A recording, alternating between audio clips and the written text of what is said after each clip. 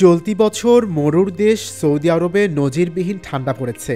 এর মধ্যেই রাজধানী রিয়াদ, ইসলাম ধর্মাবলম্বীদের জন্য পবিত্র শহর মক্কা সহ দেশের বিভিন্ন এলাকায় ঝড় ও বজ্রপাত সহ ভারী বৃষ্টির পূর্বাভাস দিয়েছে দেশটির আবহাওয়া দপ্তর।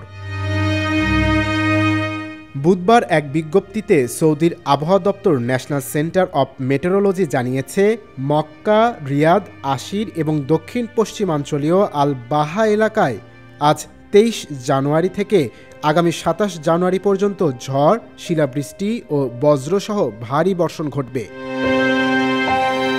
একই সময়ে দেশটির উত্তরাঞ্চলীয় সীমান্ত এলাকা মদিনা, আল কাসিম এবং পূর্বাঞ্চলীয় প্রদেশে মাঝারি থেকে ভারী বর্ষণ ঘটতে পারে বলে উল্লেখ করা হয়েছে এনসিএম এর পূর্বাভাসে। এদিকে সম্ভাব্য এই বৈরী পরিস্থিতিতে নাগরিক ও বসবাসকারীদের সতর্ক থাকার আহ্বান জানিয়েছে সৌদির বেসামরিক প্রতিরক্ষা বাহিনী। ঝড় বৃষ্টির সময়ে নাগরিকদের নিরাপদ স্থানে থাকতে এবং নিচু এলাকা অর্থাৎ যেসব জায়গায় পানি জমতে পারে সেসব স্থান এড়িয়ে চলার পরামর্শ দিয়েছে সৌদির বেসামরিক প্রতিরক্ষা বাহিনী। ইন্টারন্যাশনাল ডেস্ক, দৈনিক করতোয়া।